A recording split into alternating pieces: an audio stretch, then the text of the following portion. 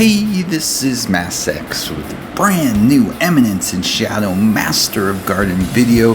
And yes, our new event, a side chapter called Interlude, has dropped. And as you can see in the background, we have the introduction of our newest character, Shadow in the Sun Alpha. Yes, another alpha. We got lots of them, don't we? But yeah, we have our new auxiliary chapter, Interlude. It's their standard event. Of course, they have the standard stuff you can buy in the shop. They have the idolized swordplay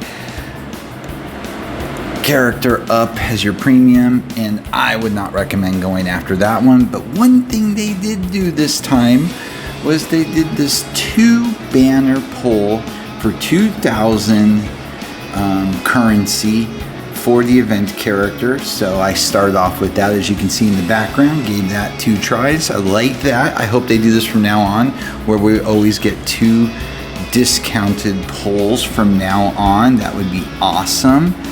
They're calling it a selection summon. You can only do it twice. But yes, I'm going to show you my poll video for a character that I will tell you why I would not recommend pulling.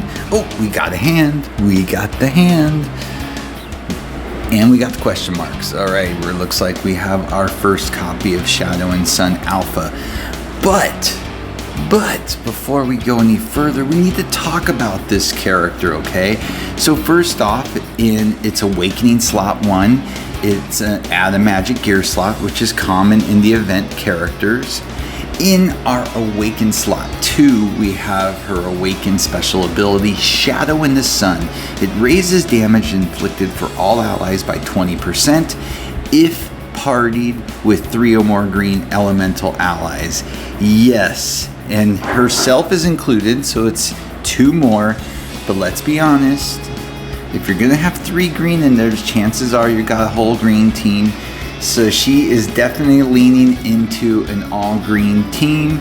So that right there is always a notch down for a character. I prefer characters that can be used easily and freely with their abilities with other types and colors of characters.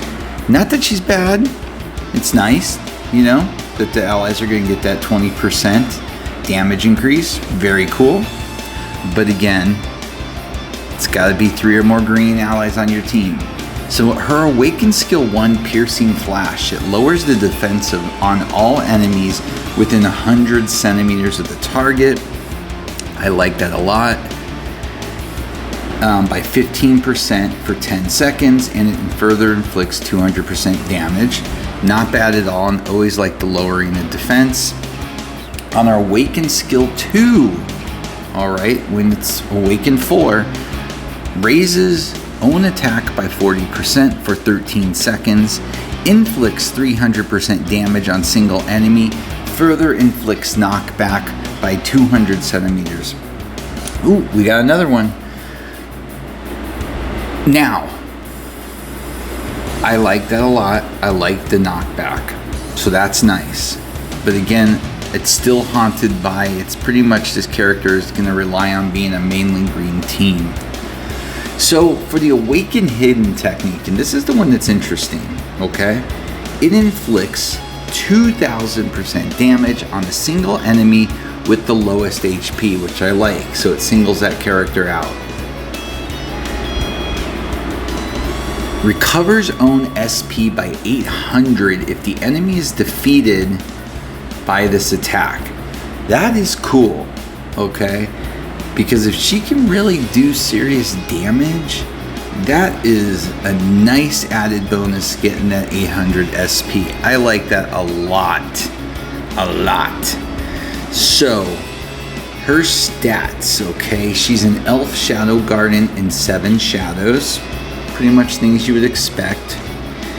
And, you know, if you get her maxed out, her power's clocking in at 10,531, HP at 2806, attack at 2144, defense at 952, crit rate at a basic 2%, crit attack rate at 132%, crit defense rate at 57%. She has no healing SP discount boost, I should say, at 0%, but the EVA is at 14% and the ACC at 18%. So yeah, I like the character. I don't think I would recommend pulling for this, even though that's what I have going on in the background, because of that green limitation, okay? And if, you know, we really think about that and the characters we have for green currently, I just don't see this as a must get at all for people. I mean, to me, out of the green DPSs, the must get is 4th member Delta. It's by far just a phenomenal character. And then of course there's some really amazing characters like 6th members Zeta.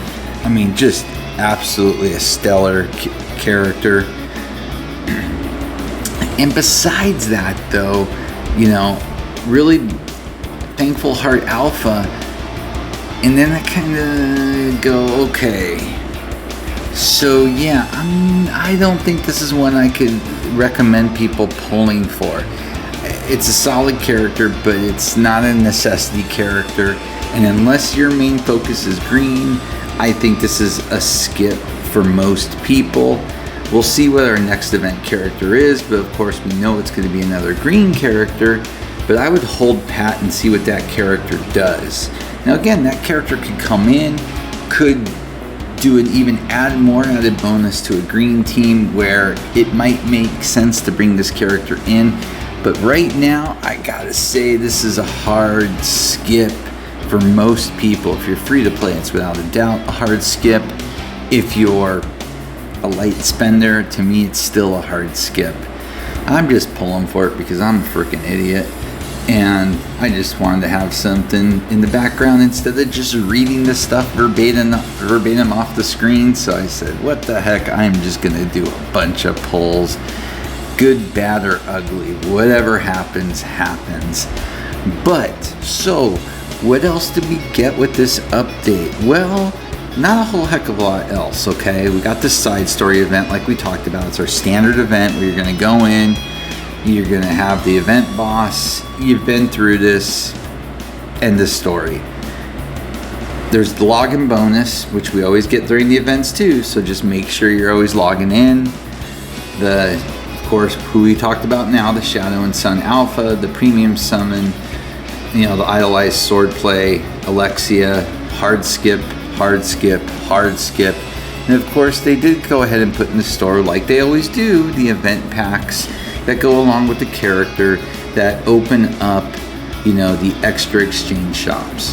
You know, the premium 1 and premium 2. We'll get the premium 2 when we get the next character drop. Again, not a necessity either, especially if you're not pulling for the characters. Even though there's great stuff in there, and it does have some great value because they do put a magic crystal in there. You've got, you know, Tuna King burgers in the premium one. You've got more of the polishes, all really good stuff in the shop, in the exchange shop. But if you're not getting the character, you know, save your currency. Let's see what the next character looks like and just focus on what you have in the shop now to get, you know what I mean, the summon tickets, the magic crystal, the fine magic drops, the phantasm gems. I mean, there is plenty of stuff to go after in here.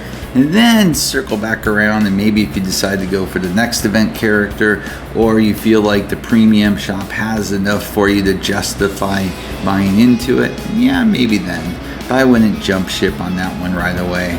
But really, that is it. But again, at least we got an event. I like these side story events instead of the completely off base ones. I mean, they're fun once in a while. You know, we had our 2 summer ones.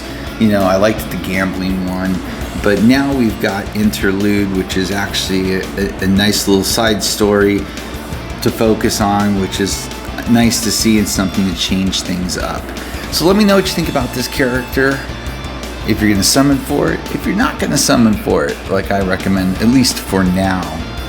But with that, as always, please like and subscribe. It helps a lot. Have a great day.